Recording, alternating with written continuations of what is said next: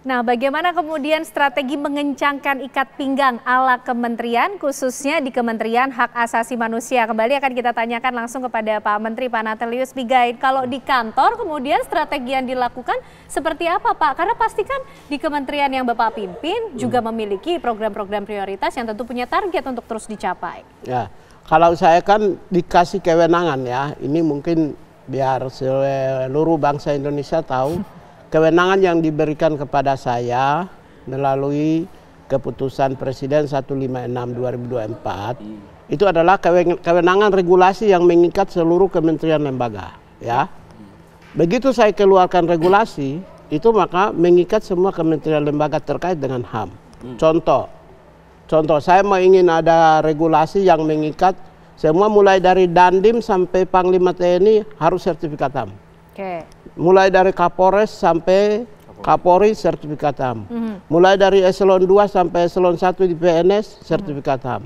Mulai dari staf saya di tempat saya staf sampai eselon 4 sampai eselon 1 sertifikat HAM. Di perusahaan karena dikasih kewenangan ke saya juga. Mulai dari asisten manajer sampai direktur wajib sertifikat HAM. Begitu saya keluarkan peraturan menteri tentang itu, maka mengikat semua. Itu kan tidak butuh uang. Tapi dampaknya rasa kan. Terus apa yang saya butuh uang? Nggak perlu. Ini hanya kumpul, ya kita rumuskan peraturannya, ya kita juga kumpulkan dengan para ahli, dikasih honor para ahli, ya sudah selesai. Saya tidak terlalu membutuhkan anggaran yang besar untuk membuat sebuah regulasi. Saya kira iya, tidak perlu. Kemudian saya mengkoordinasikan tentang sebuah kasus misalnya di Malaysia. Ya peristiwa yang terjadi di Malaysia. Kan saya koordinasi menyiapkan bahan, saya dari substansi pembelaan HAM-nya, Kementerian Luar Negeri menyiapkan lalu lintas komunikasinya, internasionalnya, Kementerian Buruh Migran menyiapkan tentang regulasi tentang perlindungan buruh migran. Saya dari Human Rights, karena tingkat ASEAN kami punya jaringan dan di Malaysia itu namanya SUHAKAM, Institusi Hak Asasi Manusia. Karena itu kan tidak butuh uang juga. Saya hanya kirim surat kan, melalui fax juga bisa, kirim hanya satu staf, kirim ke kementerian namanya kantor Perdana Menteri atau SUHAKAM, serahkan surat dari kami. Jadi sebenarnya banyak cara yang bisa dilakukan bisa. Untuk bisa Terus yang berikut saya mau sampaikan, ya? Kalau saya mau mendidik pendidikan misalnya, kami punya instansi pemerintah. Kan juga kami harus masuk untuk mainstreaming human right melalui pendidikan, sosialisasi. Kan juga tidak butuh banyak uang. Kami punya sekolah pemerintah, ada instansi pemerintah. Kalau ada sekolah swasta atau universitas, saya juga bisa melalui kerjasama dengan mereka, bisa melalui dukungan dan bantuan internasional, khususnya sosialisasi hak asasi manusia. Jadi apa yang di sini kita butuh? Satu yang saya mau ingin sampaikan, seharusnya setelah Bapak Presiden memisahkan banyak kementerian menjadi dari sekian menjadi sekian banyak, seharusnya anggaran masing-masing kementerian jadi kecil, bukan besar. Ibarat ketika hanya satu kementerian, itu terdiri dari 10 orang. Kemudian dipisahkan jadi sekitar 5 orang. Maka masing-masing kementerian kan cuma 5-5. Anggarannya harusnya kecil. Jadi tidak perlu membutuhkan. Jadi wajar ketika kementeriannya jumlahnya banyak, ya masing-masing kementerian pasti membutuhkan anggaran banyak. Jadi memang menurut saya, ini kita lakukan revolusi, sebuah uji coba untuk lakukan perubahan yang lebih progresif untuk kemajuan bangsa dan negara. Menarik dan tadi harus diterima. Itu menarik ketika tadi kita sudah tahu sedikit lah ya strategi yang dilakukan di Kementerian HAM. Tapi kita ingin lihat dulu Mas Badi dan juga Pak Menteri, ini telah atau sedang berlangsung rapat yang membahas mengenai penghematan anggaran yang kemudian diinstruksikan oleh Presiden Prabowo Subianto di DPR. Kami ajak Anda pemirsa bergabung dengan rekan kami Rehana di gedung DPR RI Jakarta. Rehana, silakan.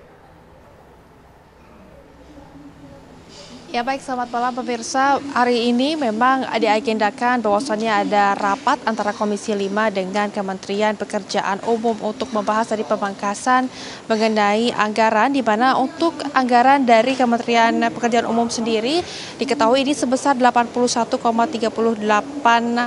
triliun yang tadi juga kami sempat memantau bahwasannya untuk rapat sendiri berlangsung cukup panas pemirsa, karena hal ini tentunya memicu perdebatan tajam terutama terkait dampaknya terhadap pembangunan, bahkan ini hingga infrastruktur yang akan diberlakukan nanti di dalam negeri ataupun di Indonesia. Di hadapan Komisi 5 DPR RI tadi juga sempat diungkapkan oleh Menteri Pekerjaan Umum, yakni adalah Dodi Hanggodo, yang menyebutkan bahwasannya ini efisiensi dari anggaran yang dilakukan oleh Kementerian Pekerjaan Umum ini mencapai angka yang cukup besar yang sudah saya sebutkan tadi, yakni adalah angkanya sebesar 81,38 triliun.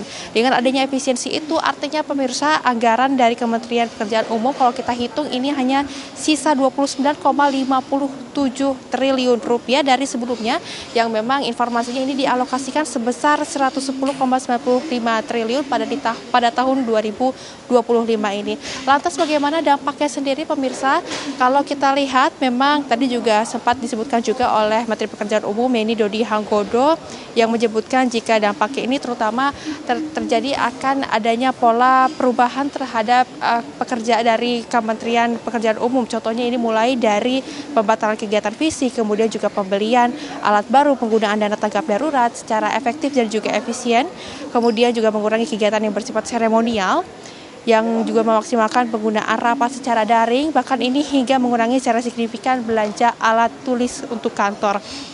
Selain itu kalau kita lihat memang kebijakan itu akan berdampak terhadap beberapa proyek. Sebut saja ini seperti proyek infrastruktur, kemudian juga jalan tol, dan juga perbaikan rutin jalan nasional. Demikian informasi sementara yang dapat disampaikan dari DPR RI. Saya kembalikan kepada Anda di studio.